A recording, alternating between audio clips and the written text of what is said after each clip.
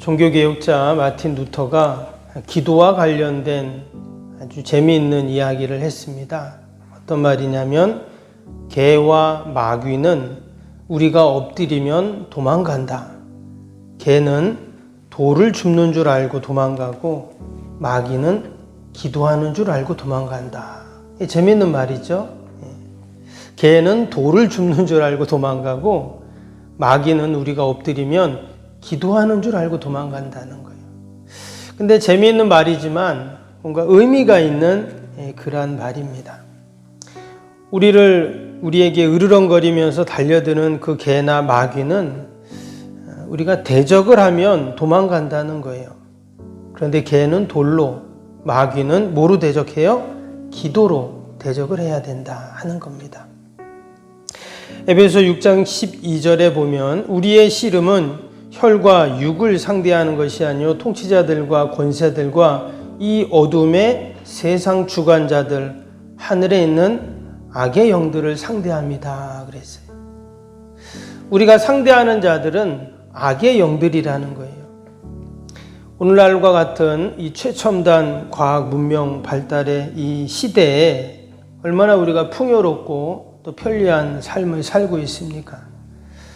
몇십 년 전만 해도 여러분 시골에서 밥을 해 먹으려면 어떻게 해야 됩니까? 산에 가서 나무를 해와야죠. 아궁 위에다가 불을 지펴야 합니다. 밥을 안치고 반찬을 만들고 때로는 닭이나 집에서 키우던 짐승들을 잡아서 그렇게 해 먹어야 합니다. 만약에 한 끼를 해 먹으려면 한나절은 걸렸을 겁니다. 그런데 지금은 그런 편의점에 가면 몇 천 원 주면 5분, 10분이면 그렇게 한 끼를 해결할 수가 있습니다. 여러분, 이러한 시대를 살고 있는 현대인들에게 만약에 영적인 얘기를 했다 또는 영의 세계가 있다는 말을 하면 어떨까요? 아마 별로 관심이 없을 겁니다. 그건 옛날 얘기, 성경에나 나오는 신화 이 정도로 생각을 할 수가 있어요. 그러나 영적인 세계라는 것은 내가 인정하지 않는다고 해서 없는 것도 아니고 보이지 않는다고 해서 없는 것도 아니라 옛날이나 지금이나 또 지금보다 더 발달한 미래에 가도 여러분 동일하게 존재하는 것입니다. 지난주 금요일날 오랜만에 장날 전도를 했습니다. 여러분들을 만났는데 어떤 아주머니가 자기 옛날에 교회를 다녔다는 거예요. 근데 왜 그러시냐고, 왜 지금 안 다니냐 했더니 그때 교회를 갔는데 예배당에 앉아 있는데 막 너무 가슴이 답답하다는 거예요. 근데 교회에서 딱 나오니까 시원하다는 거예요. 그래서 그분은 뭐라고 생각했냐? 나는 교회하고는 안 맞는가 보다 이렇게 생각했다는 거예요. 그럼 그분은 교회에 대해서 어떻게 생각할까요? 교회는 무서운 것, 답답한 것, 또 하나님은 무서운 분으로 아마 생각할 겁니다. 여러분, 그 아주머니 이야기 들으면서 어떤 생각이 드십니까? 그냥 자기 생각일 수 있고 마음일 수도 있어요. 그런데 이것이 바로 신앙이고 영적인 세계가 있음을 말하는 겁니다. 눈에 보이진 않지만 뭔가 영적인 것이 그 아주머니를 꽉 잡고 있는 것이죠. 하나님께 나아가지 못하도록, 또 하나님이 주신 은혜와 축복을 받지 못하도록 악의 영이 그렇게 붙잡고 있는 것입니다. 때문에 우리가 늘 영적으로 깨어서 영적인 세계, 믿음의 눈을 열고 영적인 세계를 보지 못하면 우리도 똑같아지는 거예요. 그래서 우리 한 주 동안 후반기 맞이 특별 새벽 기도회를 하면서 이 영적인 세계에 대한 말씀을 같이 나누고 기도를 하려고 합니다. 오늘 말씀은 남왕국 마지막 왕이죠. 시드기야 왕 때 남왕국 유다가 멸망하는 그런 내용입니다. 당시 바벨론이라고 하는 신흥 중동의 강자였던 그 나라가 예루살렘을 쳐들어오죠. 1차, 2차, 3차 쳐들어와서 결국 유다가 풍전등화에 놓이는 그런 내용입니다. 이때 하나님이 예레미야 선지자에게 말씀을 주십니다. 오늘 1절을 보면 1절 이렇게 시작되죠. 예레미야가 아직 시위대 뜰에 갇혀 있을 때에 여호와의 말씀이 그에게 두 번째로 임하니라 이르시되, 하나님의 말씀이 그에게 임했다 이렇게 말씀하고 있어요. 여러분, 이게 영적인 세계입니다. 그냥 이 예레미야가 성경을 읽었다, 또 그냥 들었다, 봤다, 이게 아니에요. 어떻게 했다고요? 하나님의 말씀이 그에게 임했다는 거예요. 여러분, 이것이 바로 영적인 세계입니다. 이 시간도 목사님이 설교하고 또 우리가 성경을 읽었지만 이거는 그냥 눈에 보이는 것이고 우리 육적인 귀에 들리는 것뿐이지, 여러분, 이 시간 하나님의 말씀이 저와 여러분들에게 임하는 줄로 믿습니다. 아멘. 말씀으로 하나님이 우리에게 임하세요. 우리가 그것을 믿는 것이죠. 그게 신앙입니다. 그런데 말씀해 보니까 지금 예레미야 선지자가 어디 있다고 그랬냐면 아직 시위대 뜰에 갇혀 있다는 말을 합니다. 왜 그가 시위대 뜰에 갇혀 있는가? 감옥에 있다는 말이거든요. 바로 전장인 32장에 보면 그때도 예레미야에게 하나님의 말씀이 임합니다. 그래서 하나님께서 예레미야에게 이스라엘 백성들에게 그 말씀을, 나의 말을 전해라 이래요. 근데 그 내용이 어떤 내용이었냐면 장차 이스라엘이 멸망한다 이런 얘기를 합니다.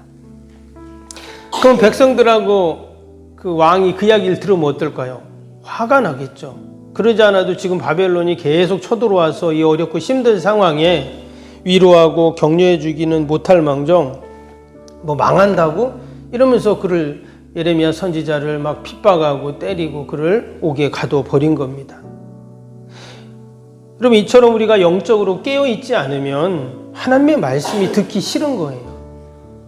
그것이 하나님의 말씀이고 뭐고 내 귀에 좋아야 되는데 안 좋으면 듣기 싫은 겁니다. 영적인 세계가 그런 거예요. 그런데 더 서글픈 것은 지금 예레미야가 어디 있다고요? 옥에 갇혀 있다 그랬어요.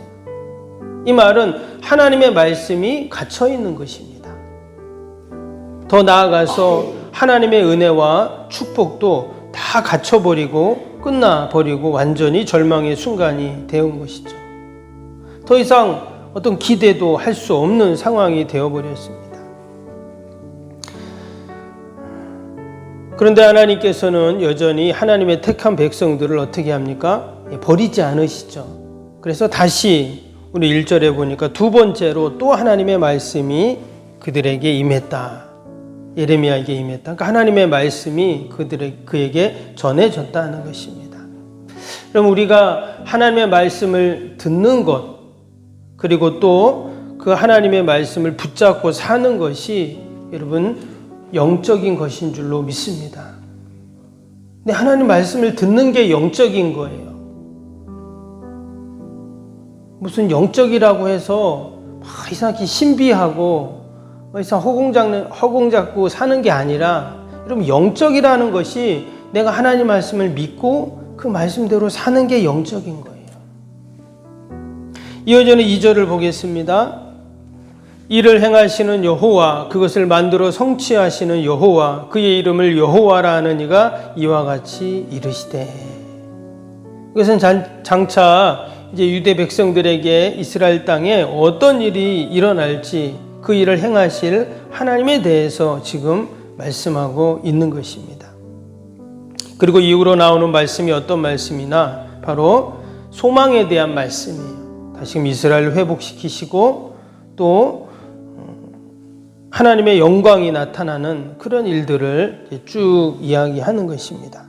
근데 지금 눈에 보이는 것은 어떻다고요? 나라가 지금 망하고 있고 모든 것이 다 지금 어려운 그런 상황에 있습니다. 그러니까 육적인 눈으로 보면 정말 나라는 망하는 것 같고 모든 것이 불안정하고 힘들고 어렵고 눈에 보이는 것은 이제 그렇다는 거예요. 실제로 당시에 이 시드기야 왕이라는 사람이 그런 사람입니다. 그 바벨론이 꼭두각시 왕으로 딱 세워놨어요. 이 시드기야는 이스라엘 왕 중에 아주 악독한 왕으로 기록되어 있습니다. 그리고 자신도 우상숭배를 했지만 백성들에게 우상숭배를 장려하는 그런 왕으로 기록이 되어 있어요. 당연히 나라는 점점 멸망의 길로 가게 되는 것이죠. 결국 예루살렘이 함락이 되고 이 시드기야 왕은 붙잡혀 가게 되죠. 그래서 자신이 보는 눈앞에서 자식들이 죽고 또 쇠사슬에 묶여가지고 짐승처럼 노예처럼 바벨론으로 끌려가서 죽는 날까지 바벨론 감옥에 갇혀 있다가 그렇게 생을 마감하게 됩니다. 여러분, 만약에 이 왕이 영적으로 깨어 있었다면 어땠을까요? 그래서 선지자를 통해 하나님의 말씀을 듣고 그 영적인 세계를 바라보면서 아멘 순종했다면 이스라엘 역사는 분명히 바뀌었을 것입니다. 수많은 백성들이 포로로 끌려가지도 않았을 것이고 다시금 이스라엘은 회복의 역사를 경험했겠죠. 그러나 이처럼 영을 무시하면 결국 나중에는 육으로 망하게 된다 하는 것을 보여주는 것이죠.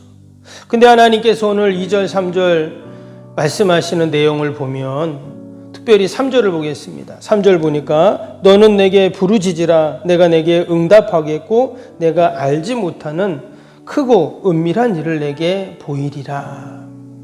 하나님께서 언제 우리에게 그 영적인 세계를 보여주신다고 하셨는가? 바로 너는 내게 부르짖으라 그랬죠. 즉 기도할 때 하나님께서 그 영적인 세계를 보여주시겠다. 우리가 기도할 때 하나님께서 일을 행하시는 또 그것을 만들어 성취하시는 여호와 하나님을 볼 수 있다 하는 것을 지금 말씀하고 있습니다. 그래서 여러분, 기도가 바로 신비한 것이고 기도가 영적인 것이고 또한 기도가 하나님의 그 놀라운 행하시는 또 그것을 성취하시는 하나님을 경험하는 여러분 통로가 되는 줄로 믿습니다. 우리가 한 주간을 함께 기도하면서 여러분 우리의 잠자고 있는 영이 깨어나고 우리가 영적인 세계를 바라보면서 하나님이 하시는 일들을 우리가 바라보는 귀한 복된 또 우리 한 주간이 되기를 축복합니다.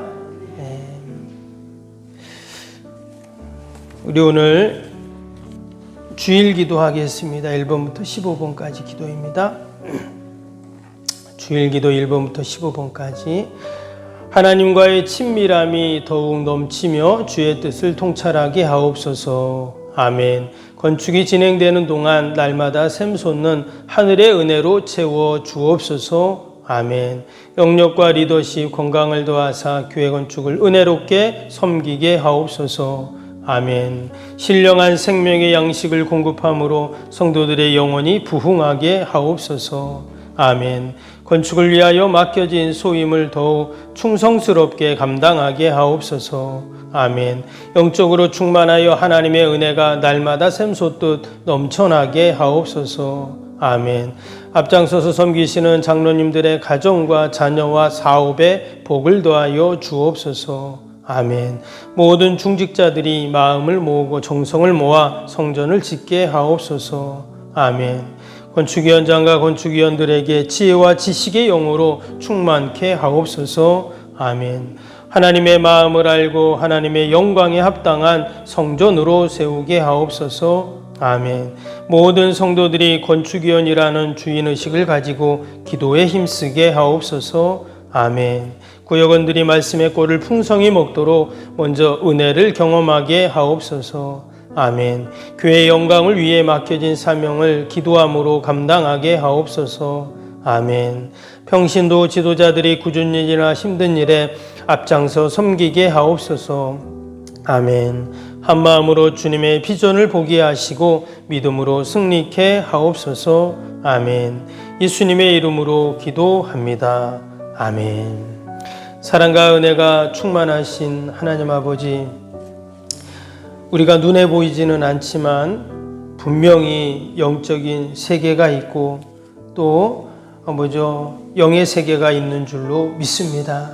우리가 늘 영적으로 깨어있게 하여 주시고 하나님의 말씀을 듣고 아멘으로 순종하며 하나님의 역사를 보는 저희들이 다 되게 하여 주옵소서. 너는 내게 부르짖으라 내게 응답하겠고 내가 알지 못하는 크고 은밀한 일을 보인다고 분명히 말씀하셨사오니 우리가 기도할 때 그 놀라운 영의 세계를 보며 또 하나님께 영광 돌리는 저희들이 되게 하여 주옵소서. 하나님, 오늘도 거룩한 날 주의 전을 찾는 모든 발걸음들 복되게 하시고 예배마다 모임마다 은혜와 기쁨이 충만케 하여 주옵소서.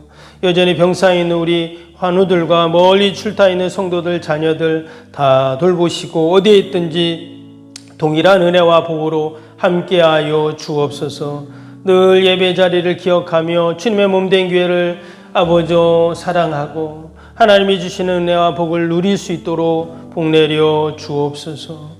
하나님, 오늘도 나라 민족과 또 교회와 이웃과 또 우리 사랑하는 자녀들 다 올려드리오니 하나님 돌보시고 우리의 모든 기도의 제목 마음의 소원들 하나님께서 다 신실하게 응답하여 주옵소서. 오늘도 그러한 믿음과 소망을 갖고 주님 앞에 나아갑니다. 하나님 함께 하시고 늘 하나님 영광 돌리는 저희들이 되게 하여 주옵소서.